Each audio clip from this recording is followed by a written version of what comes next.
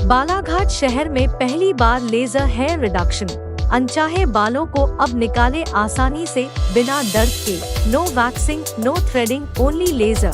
संपर्क करें doctor Mitali Pardhi, Mitali skin centre, Mitali hospital, Balaghat.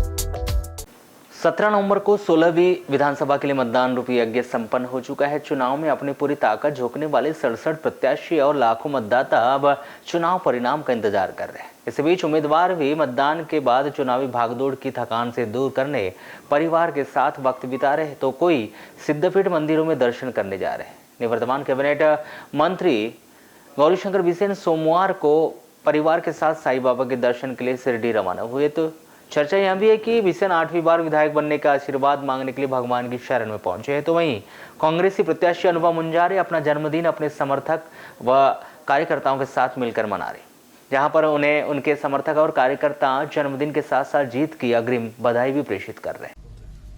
आपको बता दें कि विधानसभा चुनाव 2023 के मतदान की भागा दौड़ी से फ्री होकर प्रत्याशी आने वाले 3 दिसंबर के चुनाव परिणामों को देखते हुए अपनी अपनी जीत की कामना करने हेतु भक्ति भाव का सहारा लेते हुए तीर्थ दर्शन के लिए निकल रहे। तो वहीं कुछ प्रत्याशी अपने समर्थकों के साथ मिलकर अपने जन्मदिन को मनाते हुए अपने समर्थकों से जीत की बधाई ले रहे हैं।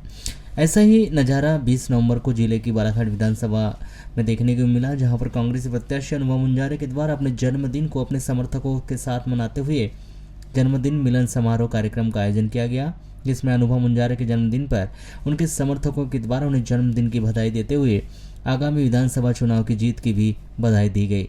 19 नवंबर को सुबह से ही अनुभव मुंजारे को समर्थकों के द्वारा सोशल मीडिया और उनके घरों पर जाकर उनके समर्थकों ने उन्हें जन्मदिन के साथ साथ जीत की अग्रिम शुभकामनाएं भी प्रेषित की। तो वहीं देर शाम मंत्री गौरीशंकर बिसेन का दौरा कार्यक्रम का एक सूचना पत्र सोशल मीडिया पर वायरल हुआ, जहां पर 21 और 22 नवंबर को गौरीशंकर बिसेन के दौरे कार्यक्रम में शिरडी प्रस्थान की बात कही गई थी, जिसे लोग अलग अलग दृष्टि से देखते हुए चर्चा कर रहे थे।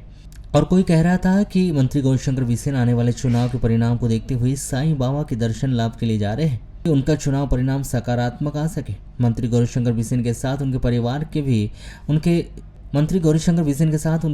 भी उनके जीत की कामना के लिए 21 नवंबर को शिरडी के लिए प्रस्थान करेगा।